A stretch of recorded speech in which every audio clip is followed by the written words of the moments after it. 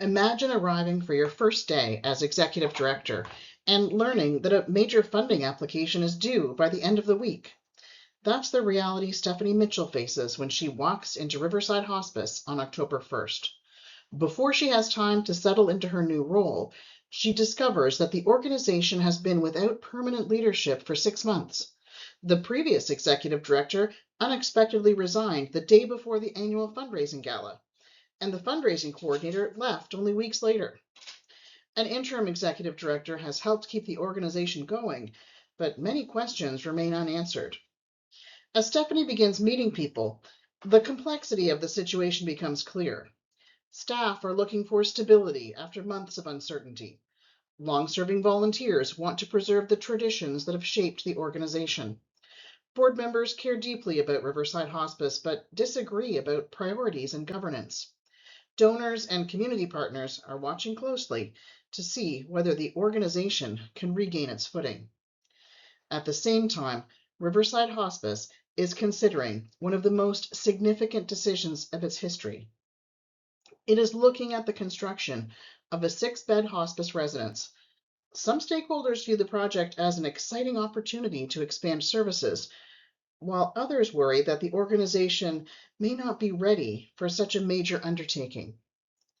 Stephanie must navigate competing expectations, build trust, and help people move toward a shared future. These are adaptive leadership challenges that cannot be solved through technical expertise alone. The following presentation explores 5 adaptive leadership challenges that emerge from this scenario and examines how course concepts, scripture, and leadership theory can help address them. Before we look at the specific leadership challenges, it helps to understand the world that Stephanie has stepped into. Riverside Hospice is not a large organization. It provides community hospice support and bereavement services through a small staff team and over 90 volunteers. Many of those volunteers have served for years, so the organization carries deep commitment, strong relationships, and long-established ways of doing things. Some key staff to know about are Donna Howard. She's the part-time interim executive director. She's experienced and she was hired by the board in April to provide some stability during the transition. She works 2 days a week and she's become a trusted advisor. Lindsay Fields is the financial coordinator. She was hired in early July. She has extensive nonprofit financial experience, but she's struggling to sort out the organization's disorganized financial situation. Jessica Smith is the hospice coordinator for community services. She's worked at Riverside Hospice for 6 years. She has deep organizational knowledge and strong relationships with volunteers, but she's not comfortable with technology or significant change. And Connie Atwell is the bereavement services coordinator. She's worked there for 5 years. Now, she applied for the executive director position, but she was not selected.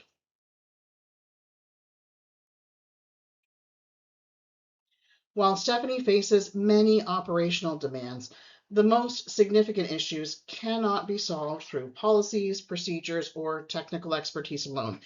These are adaptive leadership challenges, and they require relationship building, discernment, communication, and organizational change. So based on this case study, we identified 5 key adaptive challenges that Stephanie must navigate during her first months as executive director.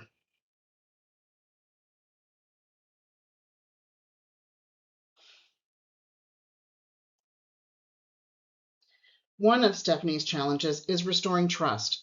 Staff members like Connie are grieving the loss of the ED role and they're harboring resentment. They have insecurity, and there have been many defensive postures within that core team. People don't resist change itself, they resist loss. And right now, this team is possessing a profound sense of historical loss and betrayal.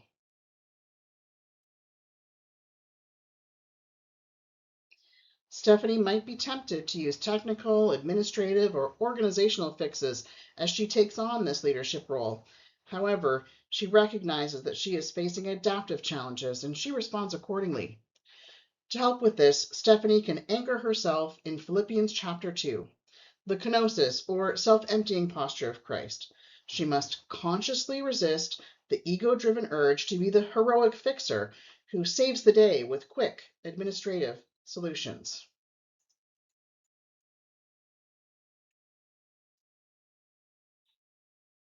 To rebuild true stability, she must prioritize organizational health by intentionally stepping down from an all-knowing posture and openly acknowledging that she needs the team's historical knowledge to succeed. Stephanie creates a psychological safety net. This profound vulnerability, leading from weakness rather than just her positional power, is what encourages the defensive staff to finally lower their masks and start rebuilding genuine relationships.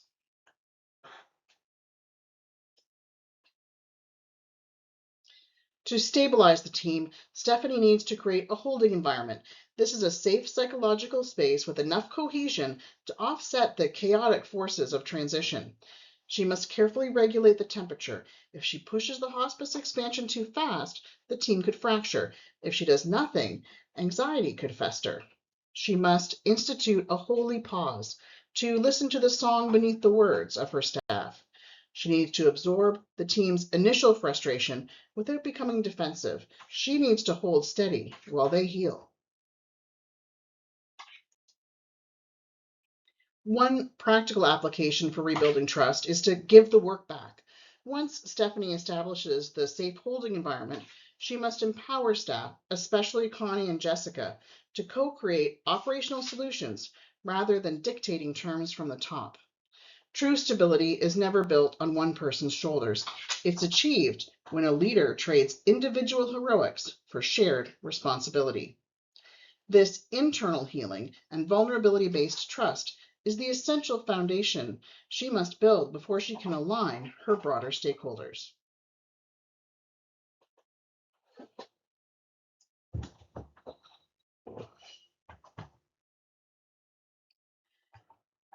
As Stephanie begins meeting with people across the organization, she quickly discovers that everyone wants Riverside Hospice to succeed, but they don't all agree on what should happen next. Because these stakeholders are responding from different values, pressures, and hopes for the organization, Stephanie can't resolve the tension with a policy decision alone. She's facing a challenge of competing values, priorities, and expectations. Her task is to engage these diverse stakeholders, understand their concerns, and help them move toward a shared understanding of Riverside Hospice's future. Before Stephanie can bring people together, she needs to understand what matters most to them. Everyone involved cares about Riverside Hospice, but they're not all seeing the situation from the same angle. Stephanie decides to use Mix's look model as a framework for meeting with the different stakeholder groups. These conversations give her a way to listen carefully, notice patterns, and begin rebuilding trust before asking people to make decisions together. She also uses James chapter 1, verse 19 as a guiding principle. Everyone should be quick to listen, slow to speak, and slow to become angry. With pressure mounting around the hospice residents and the organization's future, Stephanie might be tempted to look for quick answers.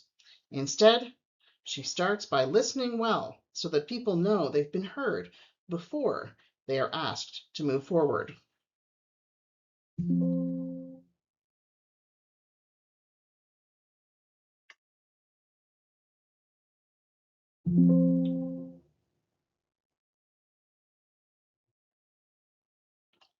To help the organization move toward a shared direction, Stephanie decides to employ communal discernment. Rather than making major decisions on her own, she creates opportunities for dialogue where stakeholders can discuss their hopes, concerns, and priorities for Riverside Hospice.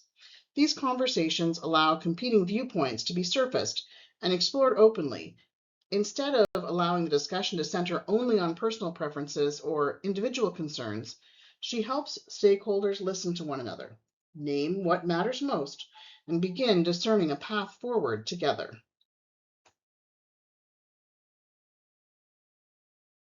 As Stephanie continues to guide the organization through this process, she looks to Acts 15 as a biblical example of communal discernment.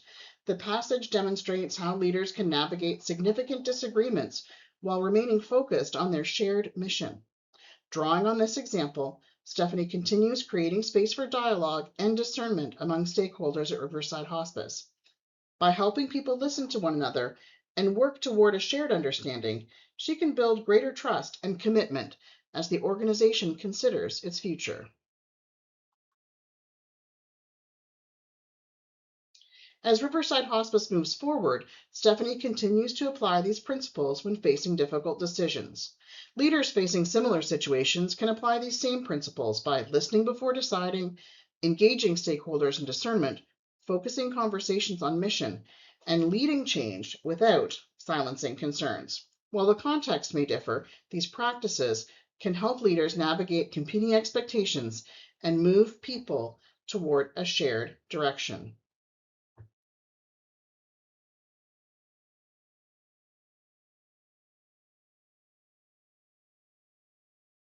When Stephanie first arrives at Riverside Hospice, she's expected to lead immediately, but she does not yet fully understand the organization she has inherited. Finding the correct file or folder is not going to solve this. Stephanie must determine what information is reliable, how authority actually functions, and which practices continue to serve and support the mission of Riverside Hospice. Stephanie may feel pressure to prove herself by acting as though she already has all the answers. However, responsible leadership begins first with diagnosis. She needs to identify what's known, what remains unclear, and which assumptions still need to be tested.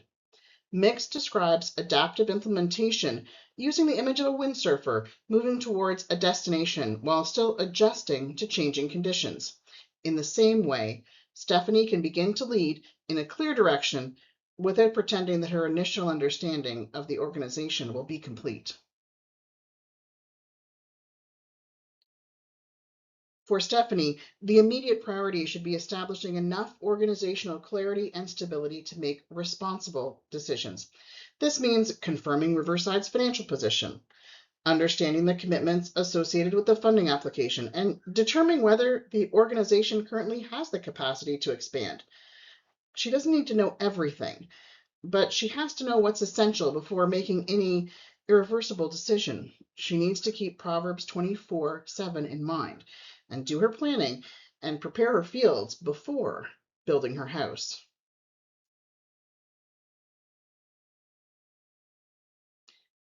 Stephanie needs to ask the questions who knows what and who does what. At Riverside, knowledge, authority, and responsibility are distributed among board members, staff, volunteers, and the interim ED. And at the same time, James 4 reminds her that she needs to hold her plans with humility because she can't know everything the future will bring.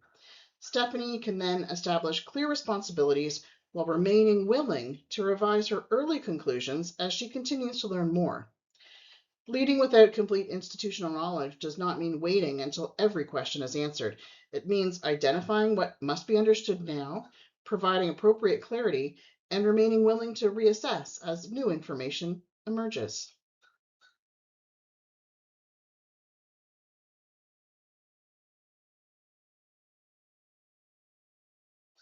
Another adaptive challenge that Stephanie faces is managing the organization's culture and morale during this transition of uncertainty. The extended period of transition has caused morale to drop significantly among staff, volunteers, and board members.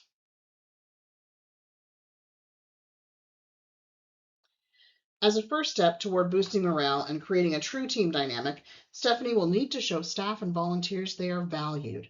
She can do this by using an appreciative inquiry session early in her time there to let team members know their opinions are valued and to assess together where the organization can build on its past. Including everyone's voices shows a level of appreciation for the diversity of their input. In this way, Stephanie demonstrates a commitment to inclusivity, which is a key strength of the appreciative inquiry model. Stephanie can strengthen cooperation by helping people use their gifts in service of Riverside's mission, while also clarifying roles and boundaries. This could be especially important for board members who have sometimes crossed into operational matters. And a spiritual gifts exercise could help staff, volunteer, and board understand how their strengths contribute without overlapping onto someone else's responsibilities. Stephanie needs to help Riverside's key stakeholders get on the same page. Clear expectations, shared priorities, and consistent communication is going to go a long way to reduce confusion and rebuild confidence.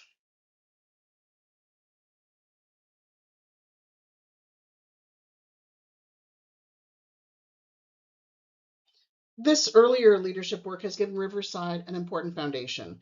There have been lots of conversation about competing concerns and shared values. But those steps don't automatically tell Riverside where it's going. Some board members see the hospice residents as an opportunity, and staff remain concerned about readiness. Mix describes discontinuous change as moving forward without a reliable map. Riverside needs more than an agreement about the immediate problems. It needs a shared picture of the future it's trying to create. Riverside's enduring purpose is not to construct a building, it's to provide compassionate, dignified, and accessible hospice and bereavement care. Hospice residents might become an important expression of that purpose, but it's a strategy, not the mission itself.